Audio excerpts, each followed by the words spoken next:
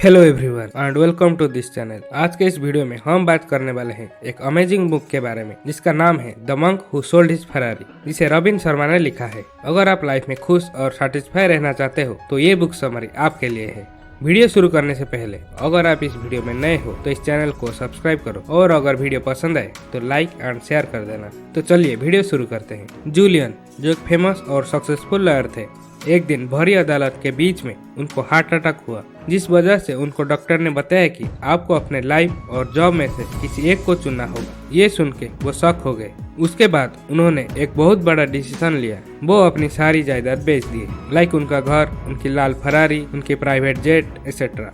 ये सब बेचने के बाद उन्होंने बिना किसी को बताए एक सफर पर निकल गए ताकि वो अपने लाइफ के कुछ सवालों के जवाब ढूंढ सके। उन्हें पता चला था कि उनके सारे क्वेश्चंस का आंसर उन्हें कुछ खास इंडियन मंक्स के पास ही मिलेगा जो 100 ईयर से भी ज्यादा जीते हैं। लेकिन प्रॉब्लम ये थी कि ये मंक्स रहते कहाँ थे, ये बात किसी को नहीं पता था। उन्हें सिर्फ इतना पता था कि वो मंक्स हिमालय पहाड़ों के पास कहीं बाहरी दुनिया से एकदम दूर रहते थे। कई दिन तक वो उन मंक्स को ढूंढते रहे लेकिन उन्हें वो नहीं मिले। फिर अचानक एक दिन उन मंक्स में से एक मंक उन्हें मिल ही जाता है, जो फिर उन्हें उनके छुपे हुए गांव तक लेकर जाता है। जहां पहुंचने के बाद वो उन मंक्स के लीडर से मिलते हैं और उन्हें रिक्वेस्ट करते हैं कि प्लीज आप मुझे लाइफ के कुछ प्रिंसिपल सिखाएं ताकि मैं आप लोगों की तरह लाइफ में खुश और सेटिस्फाई रह सकूं। ये सब सुनने के बाद उन मंक्स के लीडर ने कहा, ये सब मैं तुम्हें जरूर बताऊंगा, बस एक शर्त है, जो तुम यहाँ सीखोगे वो सब तुम उनके साथ शेयर करोगे जिसे उस नॉलेज की जरूरत हो, बस अपने तक ही सीमित नहीं रखोगे। जूलियन उनकी वो शर्त फौरन मान जाते हैं। उसके बाद वो मंक उन्हें यह समझाते हैं कि इमेजिन करो तुम एक अलग अलग फूल और पेड़ों से भरी एक सुंदर सी गार्डन में बैठे हो। फूलों की खुशबू आपको अच्छा फील करवा रही है। फिर आपको उस गार्डन के बीच में एक लाइट हाउस दिखता है। अचानक उस लाइट हाउस में से एक सुमो पहलवान बाहर आता है और उस गार्डन में घूमने लगता है। अब उस सुमो पहलवान को देखकर आपको अजीब लगता है क्योंकि वो एक रेड कलर की वायर से बंधी एक लंगोट पहनी होती है। फिर चलते चलते उस सुमो पहलवान को जमीन पे एक पुरानी सी घड़ी दिखती है। अब वो उस घड़ी को उठाने के लिए उसके पास जाता है पर उसका पैर स्लिप हो जाता है और वो गिर जाता है। गिरने के बाद वो बेहोश हो जाता है और फिर उसे एक बहुत अच्छी गुलाब के फूलों की खुशबू आता है, जिसे सूंघ के वो उठ जाता है। उठने के बाद जब वो अपनी बाईं तरफ देखता है तो उसे एक रास्ता दिखता है जिसके दोनों तरफ हीरे लगे होते हैं। वो यह देखकर खुश हो जाता है और उस रास्ते पर एक ऐसी जगह जाने लगता है जहाँ हमेशा की खुशियाँ मौजूद होती है। ये स्टोरी जूलियन को बहुत अजीब लगता है और वो मंक से पूछते हैं ऐसी अजीब सी स्टोरी का क्या मतलब है। फिर मंक उन्हें बताते हैं कि ये कोई अजीब सी कहानी नहीं है, बल्कि इस कहानी में जिंदगी के 7 सबसे बड़े प्रिंसिपल्स छुपे हैं। फिर वो मंक जूलियन को वो 7 प्रिंसिपल अच्छे से समझाने लगते हैं जो मैं आपको अभी बताने वाला हूँ। 7 प्रिंसिपल बताने से पहले अगर अभी तक आप इस चैनल को सब्सक्राइब नहीं किए हो तो इस चैनल को सब्सक्राइब कर देना और इस वीडियो को एक लाइक कर देना। तो कहानी में फर्स्ट आता है गार्डन। कहानी में बताया गया गार्डन रिप्रेजेंट करता है हमारे माइंड को। अगर हम इस गार्डन में हर रोज कूड़ा कचरा डालते रहे तो क्या होगा, गार्डन गंदा हो जाएगा, उसमें से बदबू आने लगेगी और इस गार्डन किसी काम का नहीं रहेगा। ठीक इसी तरह अगर आप अपने दिमाग में अच्छे थॉट्स, पॉजिटिव थिंकिंग और अच्छी चीजें डालोगे जैसे कि काइंडनेस, अफेक्शन, रेस्पेक्ट, एक दूसरे के लिए प्यार एक्सेट्रा, तो ये चीज आपको लाइफ में हमेशा खुश रखेगी और आगे बढ़ने में हेल्प करेगी।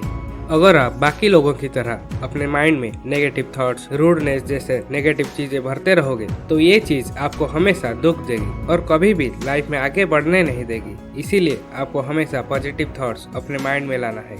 जितना आप पॉजिटिव रहोगे उतना ही आप लाइफ में खुश रहोगे। Second, the light house. कहानी में आगे आता है लाइट हाउस। ये लाइट हाउस रिप्रेजेंट करता है आपके लाइफ के मकसद को, आपके गोल्स को और आपके पर्पस को। जैसे एक लाइट हाउस रात के अंधेरे में शिप्स को अपने डेस्टिनेशन तक पहुंचने में हेल्प करती है, बिल्कुल वैसे ही लाइफ में अगर आपके पास कोई गोल नहीं है या कोई पर्पस नहीं है तो आप कुछ अचीव नहीं कर पाओगे। अगर आपके पास कोई पर्पस होगा कि आपको लाइफ में क्या करना है या एक गोल होगा जिसे आप अचीव करना चाहते हो तो आप कभी नहीं भटकोगे। अपनी पूरी एनर्जी, पूरा फोकस आप उस गोल को अचीव करने में लगाओगे और आप वो सब अचीव कर पाओगे जो आप अचीव करना चाहते हो और लाइफ में खुश भी रहोगे। Third, the Sumo wrestler. उस कहानी में आगे आता है एक सुमो रेसलर जो रिप्रेजेंट करता है काइजन को। काइजन एक जापानीज फिलोसफी है जिसका मतलब होता है continuous learning and improving yourself, मतलब हमेशा सीखते रहना और अपने आप को इम्प्रूव करते रहना। जैसे एक सुमो पहलवान को हमेशा डिसिप्लिन में रहना पड़ता है और एक स्पेसिफिक डाइट फॉलो करना पड़ता है, वैसे ही हमें कुछ टाइम निकाल के अपने ब्रेन और अपने बॉडी को इम्प्रूव करने से रिलेटेड एक्टिविटीज़ करनी चाहिए। अब बहुत से लोग अपने आप को इम्प्रूव करने के लिए टाइम नहीं निकाल पाते क्योंकि वो बहुत बिजी रहते हैं। तो इन लोगों का एग्जाम्पल उस आदमी जैसा है जो पास में ही पेट्रोल पंप देख के ये बोलता है कि मैं अभी ड्राइविंग करने में बिजी हूँ, मेरे पास पेट्रोल भरने का टाइम नहीं है, जबकि उसे ये पता होता है कि उसका पेट्रोल कभी भी खत्म हो सकता है। इसीलिए आपको स्टूपिड डिसीजन नहीं लेना चाहिए शॉर्ट टर्म बेनिफिट्स के लिए और अपना टाइम निकाल के हर रोज अपने आप को मेंटली और फिजिकली इम्प्रूव करते रहना चाहिए। Number 4, cable wire. Cable wire जो एक छोटी सी चीज है पर उस पहलवान की इज्जत पूरी उसके ही हाथ में है। ये केबल वायर रिप्रेजेंट करता है इंसान के सेल्फ कंट्रोल और डिसिप्लिन को। आपको पता ही होगा कि ये केबल वायर पतले पतले तार से बनते हैं। वो पतले तार अकेले तो बहुत वीक होते हैं पर एक साथ मिलके वो केबल वायर को लोहे से भी ज्यादा मजबूत बनाते हैं। सेम इसी तरह हमारे सेल्फ कंट्रोल और डिसिप्लिन भी छोटी छोटी चीजों से मिलकर बनता है। इसीलिए आपको छोटी छोटी अच्छी आदत बनानी चाहिए जो आपको लाइफ में खुश रहने में हेल्प करेगी और अच्छी हैबिट्स बिल्ड करने में भी हेल्प करेगी। Number 5, watch. 5th इम्पोर्टेंट चीज जो कहानी में आता है वो है वॉच, जो रिप्रेजेंट करता है टाइम को। हर इंसान चाहे वो कितना भी अमीर हो या कितना भी गरीब हो, उसे दिन का 24 घंटे ही मिलते हैं। लेकिन जो बात उस अमीर आदमी को उस गरीब आदमी से अलग रखकर ऊपर लाती है वो है उसका टाइम को यूज करने का तरीका। इसीलिए आपको अगर लाइफ में खुश रहना है और अमीर बनना है तो अपने टाइम का सही इस्तेमाल करो। नंबर 6, कहानी में आगे आता है एक गुलाब का फूल जिसकी खुशबू सूंघ के वो पहलवान उठ जाता है। यहाँ ये फूल और उसकी खुशबू रिप्रेजेंट करते हैं हमारा दूसरों को मदद करना बिना अपना कुछ फायदा सोचे। अगर आप एक अमीर इंसान हो तो पैसा आपको वो सेटिस्फैक्शन नहीं देगी जो सेटिस्फैक्शन आपको दूसरों के मदद करके मिलेगी। इसीलिए आपको दूसरे लोगों की मदद करनी चाहिए जितना आपसे हो सके।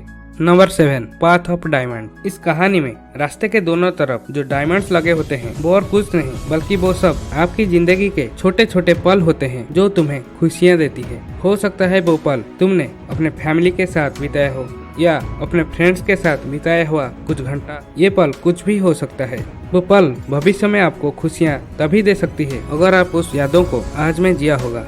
इसीलिए आपके पास आज जो भी है उसमें खुश रहना सीखो। अपने प्रेजेंट मोमेंट को खुशी से जीना ही आपको लाइफ में खुश रहने में मदद करेगी। तो ये थे वो 7 लाइफ लेसन जो वो मंक ने जूलियन को बताया था। तो आज के वीडियो में इतना ही। अगर आपको ये वीडियो पसंद आए तो वीडियो को एक लाइक कर देना और अगर आप इस चैनल में नए हो तो इस चैनल को सब्सक्राइब कर देना। मिलते हैं नेक्स्ट वीडियो में। Thanks for watching.